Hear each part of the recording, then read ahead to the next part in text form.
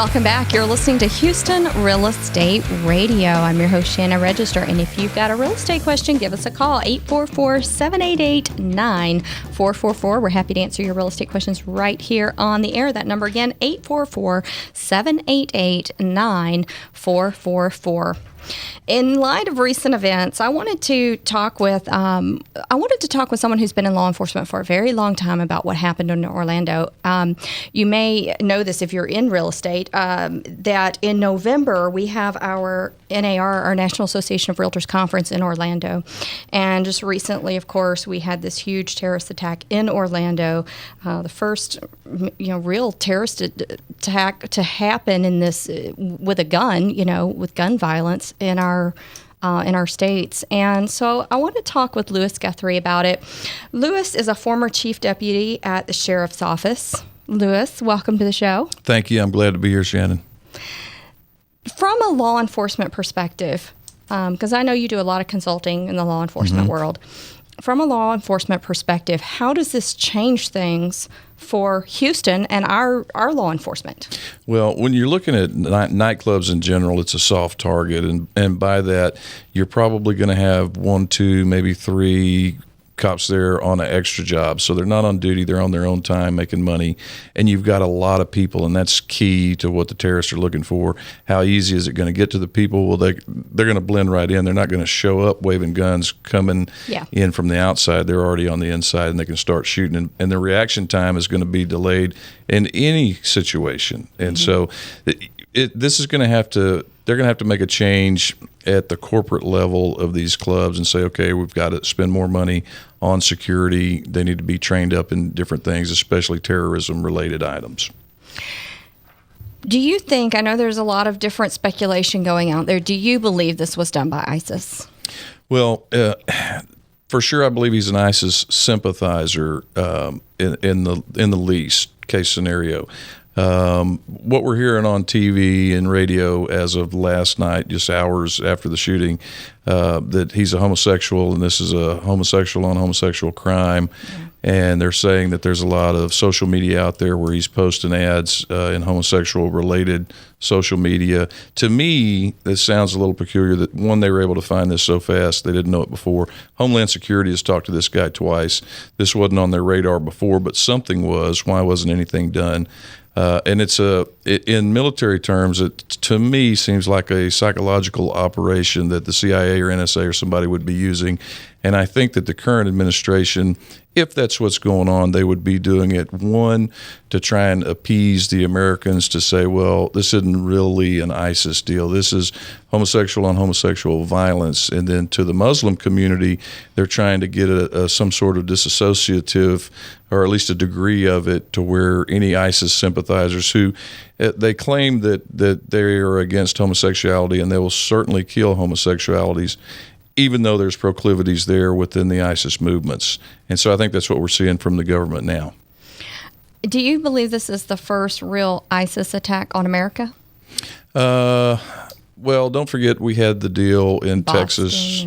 We had Boston. Fort Hood. Absolutely. So, no, not really. And I don't know that this was coordinated or if it was a lone wolf yet.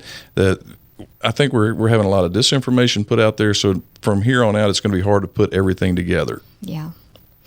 Well, it's a horrible thing that has happened, no doubt. And it's going to take a long time for people to move past this. A lot of lives were affected by this. And something has to be done. I don't know what, but something has to be done. And I think it starts with our leaders in our country. I believe that we have to change the current leadership thinking and improvement. I think that we have to get better people who want to be in office. I feel like there isn't a good enough selection to choose from. I think a lot of people feel that way, certainly about the presidency. But even when you look at your senators, congressmen, there are a lot of people who could run that would be good at it that don't. Why do you think that is? Why is it getting harder for good people to run for office? Well, a lot of times what will happen is good people will start to get involved in politics, and they come in naively enough, and I'm not saying that's good or bad, but they want to affect a change for the better, what they believe to be the better. Mm-hmm. And so they start getting involved in politics and they feel good about things. And then at some point, they see behind the curtain, and they see that there's just a few people controlling almost everything down the line, either through appointments or however they're doing it. And they feel almost cheated after they see behind the curtain, and they'll back away from it. And I personally know a couple of people here locally that got involved in races themselves. They were candidates themselves, and were shocked to find out these were hardcore Republican voters. They voted every primary runoff, every time there was a vote school board, it didn't matter. And now it's hard to get them excited about anything in politics. They're barely voting now after they saw behind the curtain. I know you're excited about politics. Yes. How are you involved in politics right now? What are you doing currently? It all started back in high school. I know. I will make a really long story short, but I was actually class president, FFA vice president. I was in the football team and track and involved in as many things as possible. I don't know if it's because I have ADD that was never diagnosed by anyone or what. They didn't diagnose that back then. Exactly. It wasn't there. You got a stronger switching from your mother. You're just that the fixed trouble it. kid. That's exactly right. That's exactly right. And I actually, in my mid-20s, ran for city council in Humble against a gentleman that was my father's age and barely lost that race. And so that was kind of the first bigger taste of politics that I had, and I enjoyed it. It's a grueling experience being a candidate, and you really have to have endurance. Endurance, thick skin. You can't let anything bother you. And I went into it eyes wide open also, but I did enjoy it. I enjoy a good fight if I believe what I'm fighting for. Mm-hmm. And I feel like that some of our politicians do need changing. Some of them are okay. And I feel like the America that I grew up in and the Texas that I grew up in is slipping away. And there are people out there controlling things. And sometimes it's hard to tell the difference between a Democrat and a Republican, but they're laying one string across you at a time. Well, this won't hurt. It's just one string. And then you look up a few years later and it's a rope and your hands are bound. It's just like law enforcement. They started that on us 20 years ago, and here we are today. Mm-hmm. So currently, what are you doing? Currently, I still do consulting work. I just got, as you know, my real estate license, and I do some other things to keep myself very busy.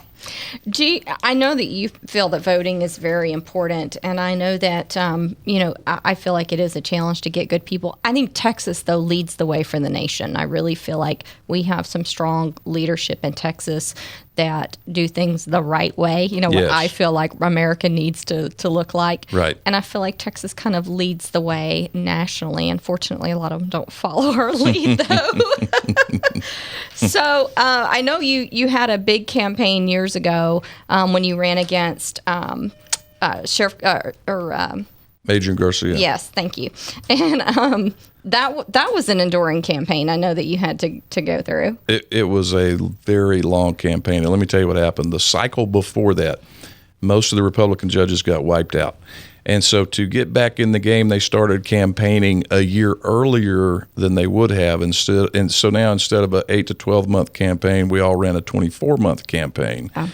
And it was very grueling. And my race especially, it was an uphill battle. I had the Chronicle hammering me every chance they got. The news channels, of course, they always lean to the left. And Adrian Garcia did everything he was supposed to do. I don't blame him. He ran a good, solid race on his side. It was a little dirty, but some campaigns get dirty. But I never blame the other candidate. They did what they were supposed to do. I think that I really like all the things that you stand for when it comes to politics. I think that you really get out there and make your voice heard, and you're not afraid of that, and I like that. I appreciate that. Thank you. My mother and father taught me at an early age, if you're right, go ahead and speak about it, and don't let anybody shut you up about it. I like it. All right, well, we appreciate you coming on Houston Real Estate Radio. Louis Gutherie, great information, weighing in a little bit about what happened in Orlando, and certainly we have to stop this from happening anywhere else in the country and make sure that we don't have a repeat of that. So, amen. We appreciate you weighing in on that. We'll be right back here on Houston Real Estate Radio after a word from our sponsors. And if you've got a question, give us a call, 844-788-9444, and you can catch the videos online at HoustonRealEstateRadio.com.